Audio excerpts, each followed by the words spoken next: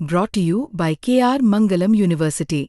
We provide you the platform to turn your dreams into reality. Give wings to your aspirations with KR Mangalam University.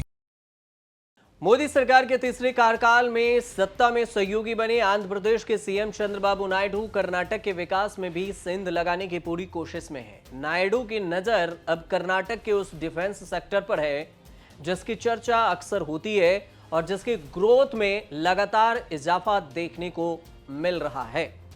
केंद्र सरकार भी defence sector में आत्मनिर्भर होना चाहती है और इस कड़ी में नायडू को केंद्र सरकार ने एक ऐसा ऑफर दिया है जिससे आंध्र प्रदेश सुखोई, मिग और तेजस जैसे एयरक्राफ्ट की फैक्ट्री बन सकता है आंध्र प्रदेश में। सीएम नायडू ने इसके लिए देश के डिफेंस मिनिस्टर राजनाथ सिंह से मुलाकात भी की, साथ ही अपने पूरे प्लान और ऑफर्स पर पूरी ब्रीफिंग भी दी। लेकिन इस ब्रीफिंग से दो राज्यों के सीएम के बीच में बयानबाजी भी शुरू हो गई है। आंध्र प्रदेश में टीडीपी की सरकार है जो कि केंद्र में बीजेपी के सहयोगी भी है और वहीं पर कर्नाटक में कांग्रेस की सरकार है। नायडू को केंद्र सरकार से ऑफर मिला तो फिर कर्नाटक के डिप्टी सीएम डीके शिव कुमार ने साफ कह दिया कि हम अपनी संपत्ति की रक्षा करेंगे, कुछ भी हो जाए हेल को हम अपने राज्य से दूसरे जगह शिफ्ट नहीं होने देंगे। मतलब किसी भी स्थिति में हेल जो HAL है उसको आंध्र प्रदेश शिफ्ट नहीं होने देंगे। और ये जो पूरा विवाद है शुरू कहां से हुआ इसे समझिए। ये पूरा विवाद शुरू हुआ नीति आयोग की मीटिंग से, जिसमें आंध्र प्रदेश के मुख्यमंत्री एन चंद्रबाबू नायडू ने प्रधानमंत्री नरेंद्र मोदी से आग्रह किया था कि बेंगलुरु के हेल यूनिट को आंध्र प्रदेश में शिफ्ट कर दिया जाए। डीके शिव कुमार ने इस प्रस्ताव पर कड़ी आपत्ति जाहिर की। सबसे पहले उन्होंने बयान दिया, सोशल मीडिया पर भी पोस्ट किया और डीके शिव कुमार ने एक्स पर लिखा कि कर्नाटक में चल रहे किसी भी सुविधा को कहीं और शिफ्ट नहीं होने देंगे और मैं आंध्र प्रदेश के मुख्यमंत्री की मांग पर टिप्पणी नहीं करना चाहता हूं, लेकिन कर्नाटक में जो कुछ भी चल रहा है उसे कहीं और शिफ्ट नहीं करने दूंगा और मैं इस मामले पर प्रदेश के सांसदों और केंद्र के मंत्रियों से भी रिएक्शन चाहता हूं। डिप्टी सीएम शिव कुमार ने यह भी कहा कि बेंगलुरु में पहले ही हेल को विस्तार के लिए भूमि उपलब्ध कराया गया था। बेंगलुरु में हेल की 2 एयरपोर्ट हैं। देश के पहले प्रधानमंत्री जवाहरलाल नेहरू ने कर्नाटक में HAL का एक महत्वपूर्ण आधार बनाया और वहीं पर देखें तो कर्नाटक के उद्योग मंत्री हैं MB पाटिल। MB पाटिल ने भी आंध्र प्रदेश के मुख्यमंत्री एन चंद्रबाबू नायडू से प्रस्ताव की निंदा की कि उन्होंने ऐसा प्रस्ताव रखा ही क्यों। उन्होंने यह भी कहा कि यह प्रस्ताव राज्यों के बीच सहयोग की भावना के बिल्कुल विपरीत है।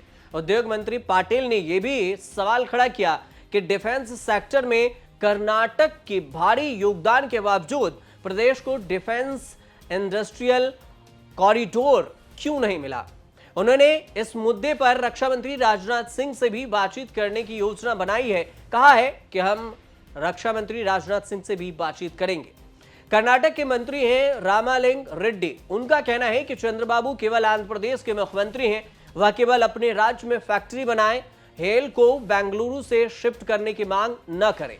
तो कुल मिलाकर बयानबाजी हो रही है और मंत्री रामालिंगा रेड्डी ने विपक्षी दल बीजेपी सहित अन्य राजनीतिक दलों से भी इस मुद्दे को उठाने का आग्रह किया है कि कर्नाटक से इसे शिफ्ट करके आंध्र प्रदेश में क्यों किया जा रहा है।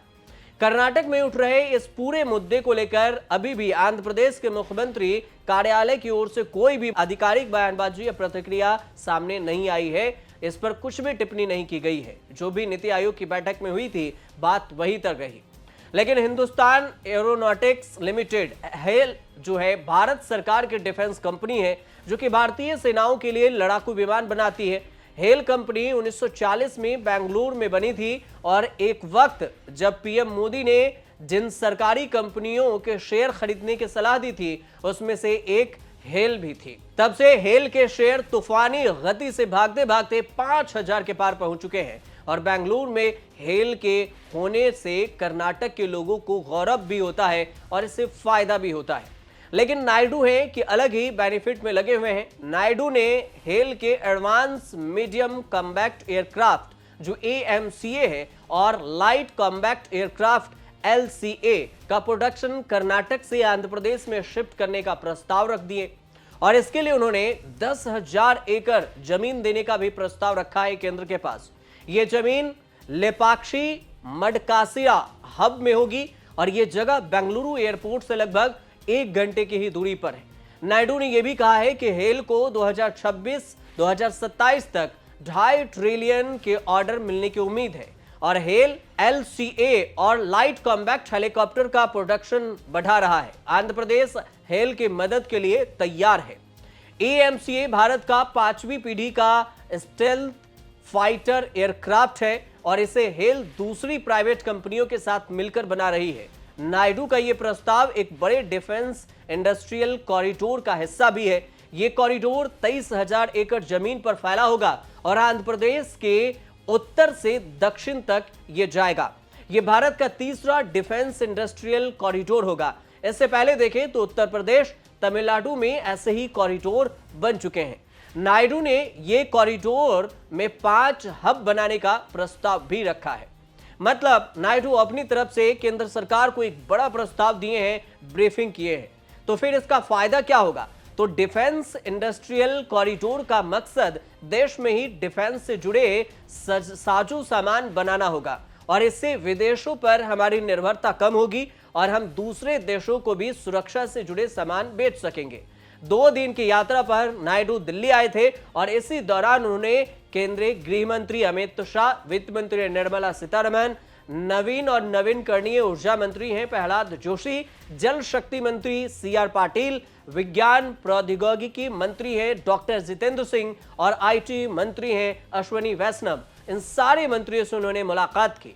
लेकिन यह भी बात है कि आखिर क्यों कर्नाटक अपने राज्य से दूसरे राज्य आंध्र प्रदेश में इसे शिफ्ट करने देगा और क्यों इस पर विवाद न हो कि एक राज्य की इंडस्ट्री को दूसरे राज्य में शिफ्ट किया जाए।